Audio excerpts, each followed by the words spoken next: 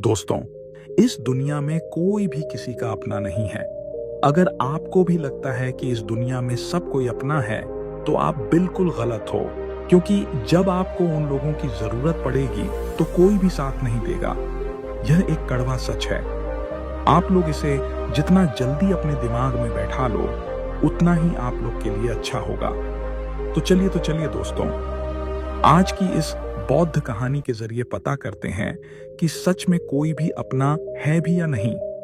आप लोग इस बौद्ध कहानी के जरिए पता करते हैं कि सच में कोई भी अपना है भी या नहीं। आप लोग इस कहानी में हमारे साथ अंत तक बने रहे, क्योंकि आधा अधूरा ज्ञान विष के समान होता है। तो चलिए बिना समय बर्बाद किए कहानी को शुरू करते हैं। पर वीडियो में आगे बढ़ने से पहले यदि आप भी भगवान गौतम बुद्ध के सच्चे भक्त हैं, तो इस वीडियो को लाइक करके कमेंट बॉक्स में नमो बुद्धाय जरूर लिख देना। और दोस्तों, यदि आपने अभी तक हमारे चैनल पीशी भाई जी को सब्सक्राइब नहीं किया है, तो चैनल को भी सब्सक्राइब कर लेना, ताकि आने वाली वीडियो सबसे पहले आपको मिल पाए।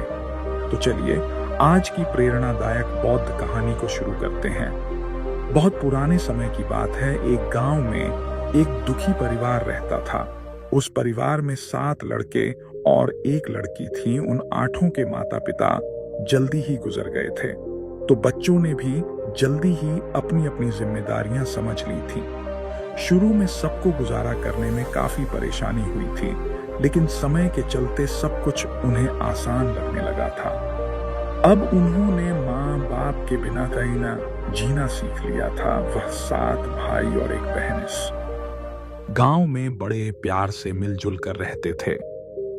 दिन निकलते ही 7 भाई शिकार के लिए निकल जाते और बहन सबके लिए खाना पकाती थी और घर के बाकी के दूसरे काम काज करती थी।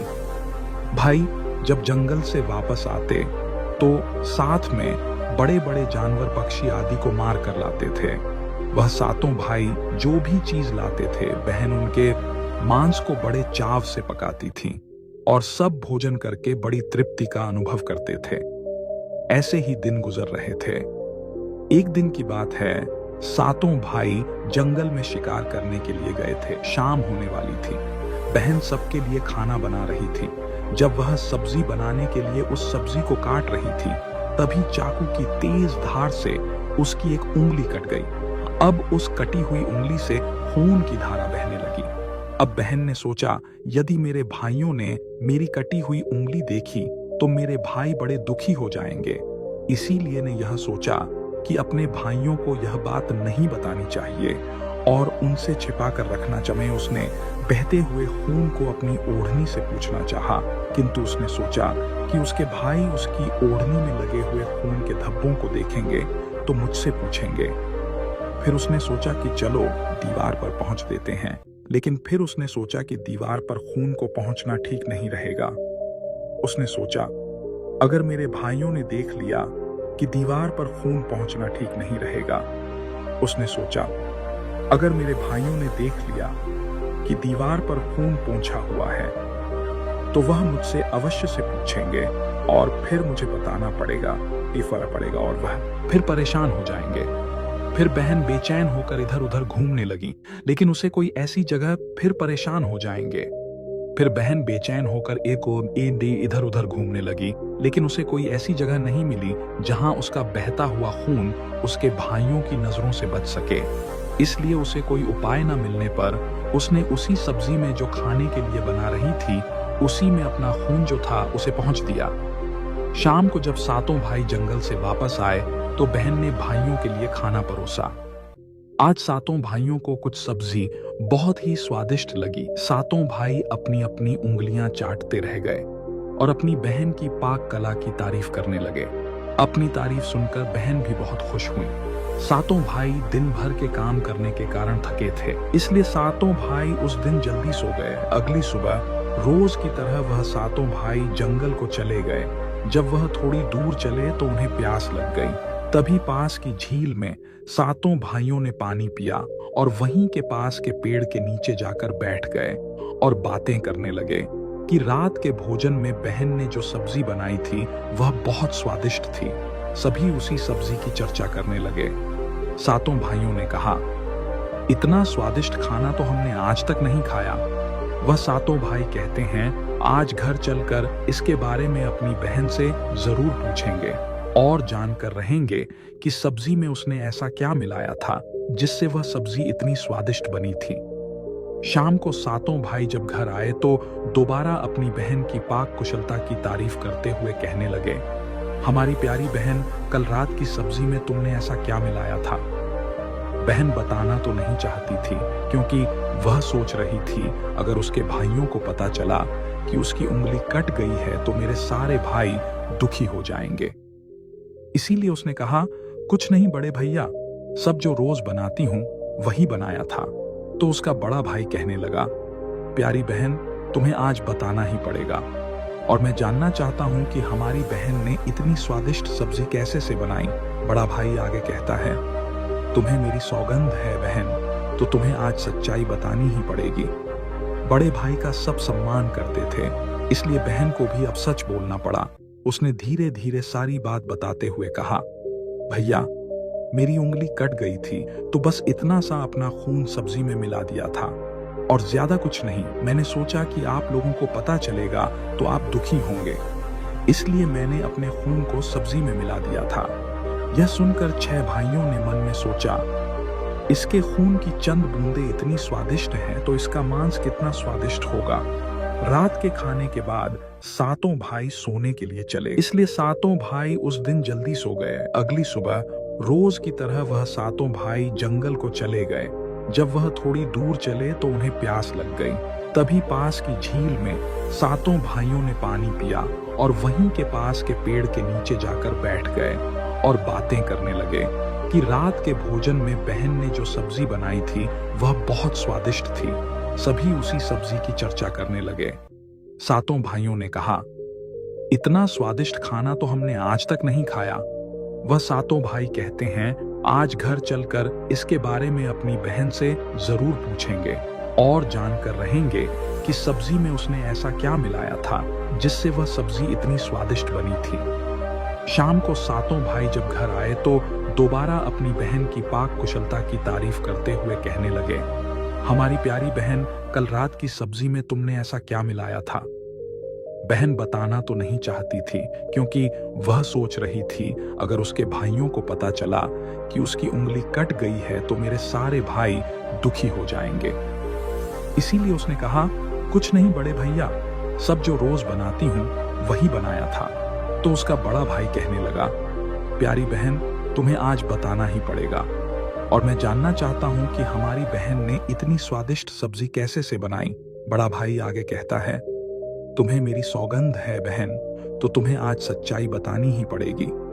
बड़े भाई का सब सम्मान करते थे, इसलिए बहन को भी अब सच बोलना पड़ा। उसने धीरे धीरे सारी बात बताते हुए कहा, भैया, मेरी उंगली कट गई थी तो बस इतना सा अपना खून सब्जी में मिला दिया था और ज्यादा कुछ नहीं। मैंने सोचा कि आप लोगों को पता चलेगा तो आप दुखी होंगे, इसलिए मैंने अपने खून को सब्जी में मिला दिया था। यह सुनकर 6 भाइयों ने मन में सोचा, इसके खून की चंद बूंदें इतनी स्वादिष्ट हैं तो इसका मांस कितना स्वादिष्ट होगा। रात के खाने के बाद सातों भाई सोने के लिए, सातों में फिर इस बात की चर्चा छिड़ गई। बड़ा भाई कहने लगा, अरे भाइयों, खून की कुछ बूंदें हमारी बहन की इतनी स्वादिष्ट है तो सोचो उसके शरीर का मांस कितना स्वादिष्ट होगा। सबने बड़े भाई की हां में हां मिलाई, परंतु छोटे भाई को यह बात गलत लगी। उसने बड़े भाई का मान रखते हुए कुछ नहीं कहा और अगले दिन शिकार के लिए सातों भाई जाते हैं। उस समय सातों भाइयों ने योजना बनाई कि बहन को मारकर उसका मांस बनाएंगे। जाते हैं। उस समय सातों भाइयों ने योजना बनाई कि बहन को मारकर उसका मांस बनाएंगे और खाएंगे। बहन का मांस खूब स्वादिष्ट होगा। सातवें भाई को अपने बड़े भाइयों की योजना और खाएंगे। बहन का मांस खूब स्वादिष्ट होगा। सातवें भाई को अपने बड़े भाइयों की योजना बिल्कुल भी अच्छी नहीं लगी। वह अपनी बहन को बचाने के लिए बेचैन हो गया। वह खुलकर इसका विरोध तो नहीं कर सकता था क्योंकि 6 भाई एक तरफ थे। सभी भाइयों ने मिलकर एक टीले पर बांस के पत्तों का एक चबूतरा बनाया, जिसे चांद कहते हैं।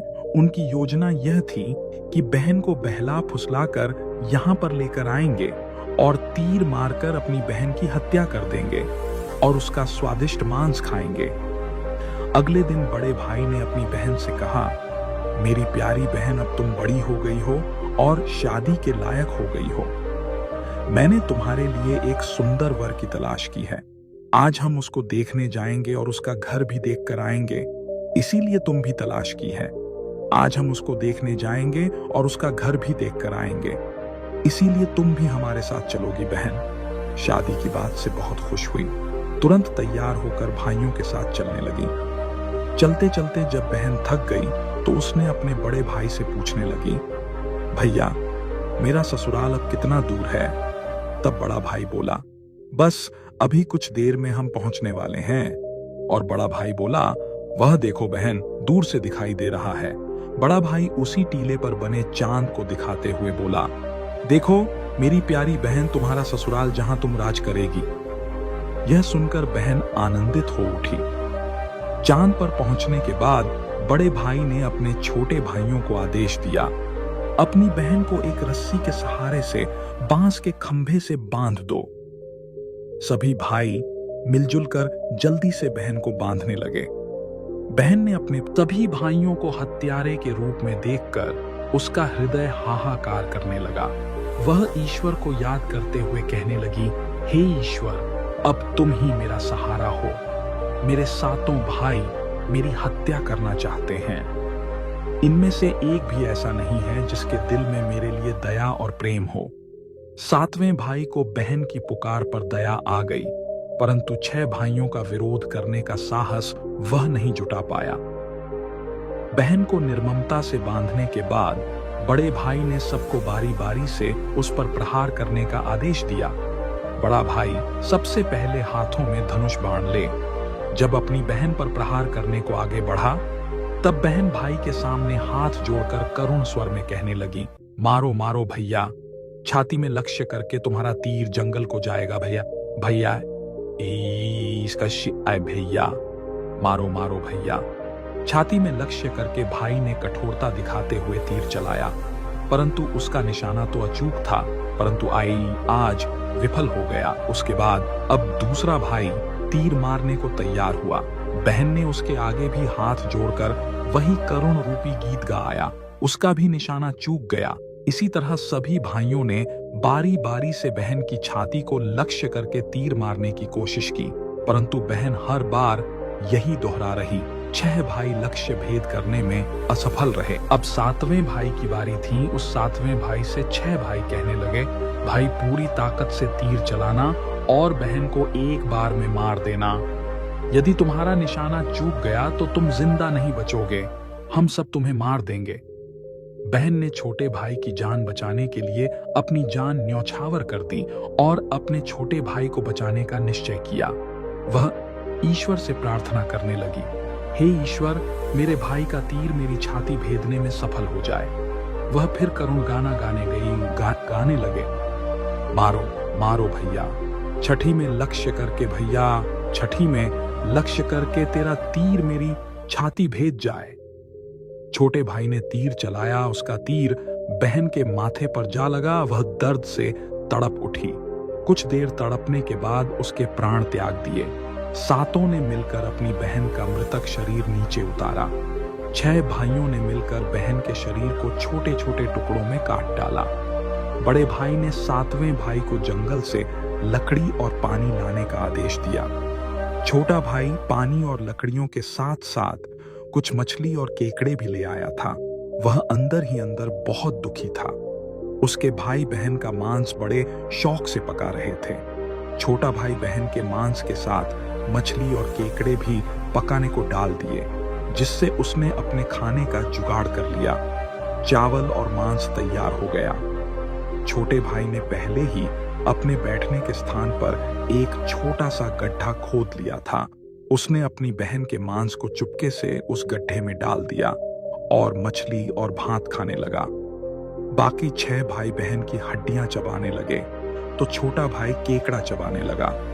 जब सबने बहन के शरीर का स्वादिष्ट मांस खाकर अपना पेट भर लिया, तो बड़े भाई ने सातवें भाई से कहा कि झूठा साफ कर दो। तब छोटे भाई ने जो बहन की बची कुची हड्डियां और शरीर के अन्य भाग जैसे सर, नाखून, पंजे, इन सबको इकट्ठा करके एक गड्ढे में डाल दिया और ऊपर से मिट्टी से ढक दिया। कुछ समय बाद जहां पर बहन के मांस के टुकड़े डाले गए थे, उस स्थान पर बांस का और उसी बांस के झुरमुट तले छुपकर मलम करने लगे। उसी समय आकाशवाणी हुई, संत दुर्गंध आ रही है, संत दुर्गंध आ रही है। बार बार यह आकाशवाणी सुनने के बाद संत ने झटपट उस स्थान को साफ कर दिया। उस संत ने झुरमुट में से एक बांस को काट लिया और अपने साथ ले गए। उस बांस को काटकर संत ने एक बहुत ही सुंदर बांसुरी बनाई और उसे बजाकर दिन भर लोगों के घर जाकर भिक्षा मांगने लगे और बदले में खूब सारा उपदेश देने लगे। एक दिन की बात है, संत भिक्षा मांगने के लिए उसी गांव में चले गए जहां पर उस बहन के सातों भाई रहते थे। जैसे ही वह संत बड़े भाई के द्वार पर गए, जैसे ही संत ने बांसुरी बजाना शुरू किया, उसमें से आवाज आई ही है, दुश्मन सबसे बड़ा नहीं बाजो रे, बांसुरी बड़े भाई के घर नहीं बाजो रे, बांसुरी बांसुरी। आगे बोली, दया प्रेम सब छोड़कर रिश्ते में यही दाग लगाया है, नहीं बाजो रे बांसुरी। इस तरह की करुण आवाज सुनकर बड़े भाई के पसीने छूटने लगे। उसने अपनी पश के पेपा से कहा कि इस योगी को तुरंत भिक्षा दो और यहां से विदा करो। उसकी पत्नी ने वही किया। योगी को तुरंत भिक्षा देकर भिक्षा दो और यहां से विदा करो। उसकी पत्नी ने वही किया। योगी को तुरंत भिक्षा देकर विदा कर दिया। इसी तरह योगी बाबा बारी बारी से 6 भाइयों के द्वार पर गए। उनके घर जाते ही बांसुरी से स्वयं वही गीत बजने लगा। उन 6 भाइयों ने भी अपनी पत्नी को तुरंत ही कुछ भिक्षा देकर संत को विदा करने को कहा। उन 6 भाइयों के मन में डर समा गया कि कहीं अगर यह संत ज्यादा देर रुका तो खुल जाएगी कि अपनी बहन की हत्या इन्होंने ही की है। अब अंतिम समय 7वें भाई के द्वार पर आया। जैसे ही वह योगी वहां पहुंचा, 7वां भाई अभी तक कुंवारा था और अकेले रहता था। जब योगी बाबा उसके द्वार पर उपस्थित हुए तो बांसुरी बोल उठी, बाजो रे बांसुरी, मेरे सबसे छोटे भाई के घर मेरे छोटे भाई ने मन की बात में छुपा कर रखी है। युग युग की वह बांसुरी बोली यही है। मेरे सबसे प्यारे भाई का घर योगी की बांसुरी से इतने प्यारे और दिलचस्प गीत बजते सुनकर छोटे भाई ने उन्हें सम्मान के साथ अपने घर में बैठने के लिए स्थान दिया और जलपान से उनका सत्कार किया। उसके बाद छोटे भाई ने बांसुरी के विषय में चर्चा की। योगी ने के जन्म की कहानी छोटे भाई को बताई कि कैसे उन्होंने बांस को काटकर बांसुरी बनाई है और कैसे आकाशवाणी हुई थी। छोटे भाई ने उस बांसुरी को योगी से मांगने की प्रार्थना की। योगी ने उस छोटे भाई को वह बांसुरी सौंप दी। योगी के चले जाने के बाद छोटे भाई ने बांसुरी को अपने बिस्तर के सिरहाने की तरफ साफ सुथरे स्थान पर धूप दीप जलाकर सम्मान के साथ रख दिया। कुछ दिनों के बाद छोटे भाई के घर में परिवर्तन दिखाई बात दोहराने लगी तो छोटे भाई ने अपनी भाभियों के घर जाकर पूछा, भाभी, मेरी गैर हाजिरी में आप लोग मेरे घर की साफ सफाई करते हो क्या? सभी भाभियों ने जवाब दिया, हमें अपने घर के कामकाज से फुर्सत नहीं है, तुम्हारा घर कैसे साफ करेंगे? छोटे भाई ने निश्चय किया कि वह आज छुपकर देखेगा कि उसका घर कौन साफ करके जाता है। इसलिए छोटा भाई आज काम पर नहीं गया और वह घर के एक कोने में छुप गया। घर सुनसान होते ही जहां पर बांसुरी स्थापित की थी, वहां से उसकी बहन की शक्ल की एक लड़की निकली और उसने घर का सारा काम किया और फिर उसी बांसुरी में समा गई। छोटे भाई ने यह सब देखा तो उसे अपनी आंखों पर विश्वास नहीं हुआ। फिर छोटे भाई ने यह बात अपनी बड़ी भाभी ने अपने छोटे देवर को समझाया कि जैसे ही लड़की बांसुरी से बाहर निकलेगी, तुम उस बांसुरी को आग में डालकर जला देना और फिर उस पर तुलसी का जल दिशा मवाओं छिड़क देना। फिर देखना क्या होता है। छोटे भाई ने बड़ी भाभी के कहे मुताबिक काम किया। उसने लड़की के निकलते ही बांसुरी को आग में डाल दिया और लड़की पर पवित्र तुलसी का जल छिड़काव किया। तुलसी जल के स्पर्श से वह लड़की मानव रूप में आ गई। भाई ने देखा वह तो उसकी प्यारी बहन है। उसने अपनी बहन को गले से लगा लिया। उसके बाद दोनों बहन भाई बड़े प्रेम से रहने लगे और बहन ने भाई को और भाई ने बहन को अपना लिया। खुशी से एक दूसरे के साथ रहकर वे जीवन यापन करने लगे। दोस्तों, यह एक कड़वा सत्य है कि इस दुनिया में कोई भी व्यक्ति किसी का सच्चा अपना नहीं होता। रिश्तों की मिठास और दोस्ती का बंधन अक्सर स्वार्थ से जुड़ा होता है। जब हम कठिनाइयों का सामना करते हैं तब हम देख सकते हैं कि हमारे आसपास कितने लोग वास्तव में हमारे साथ हैं। बाहरी दुनिया में सब कुछ दिखावटी है। हर कोई अपने फायदे के लिए रिश्ते बनाता है। ऐसे में जब हमें समर्थन और सहारे की जरूरत होती है तो अक्सर हम अकेले रह जाते हैं। यह समझना जरूरी है कि असली अपनापन उस समय ही प्रकट होता है जब बिना किसी स्वार्थ के कोई हमारी मदद करता है। इस सच को स्वीकार करने में हमें समय लग सकता है, लेकिन यही समझ हमें मजबूत बनाती है। जब हम यह जान लेते हैं कि असली मित्रता और अपनापन बिना शर्त के होते हैं, तब हम सच्चे रिश्तों की कदर कर सकते हैं। इसलिए हमें अपने रिश्तों में सतर्क रहना चाहिए और उन लोगों को पहचानना चाहिए जो हमारे साथ सच्चे दिल से खड़े होते हैं। इस सच्चाई को अपनाना हमें एक बेहतर इंसान बनाने में मदद कर सकता है। दोस्तों, आपने आज इस कहानी से क्या सीखा? आप हमें कमेंट सेक्शन में जरूर बताएं।